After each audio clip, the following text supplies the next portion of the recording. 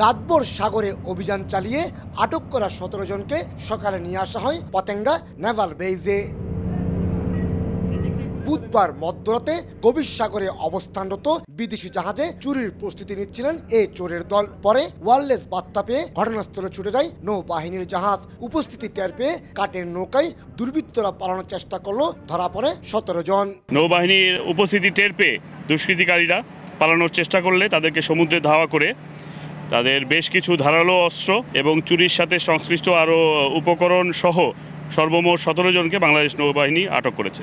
আটককৃতদের কাছ থেকে উদ্ধার করা হয়েছে বেশ কিছু ধারালো অস্ত্র ও চুরির মালামাল। মূলত জাহাজের ডেকে থাকা মূল্যবান রশি সহ অন্যান্য মালামাল চুরির সুযোগ খোঁজে চোরের দল। মামলা দায়েরের পর তাদের পতেঙ্গা থানায় হস্তান্তর করা হয়েছে। কমল দে, সময় সংবাদ, চট্টগ্রাম।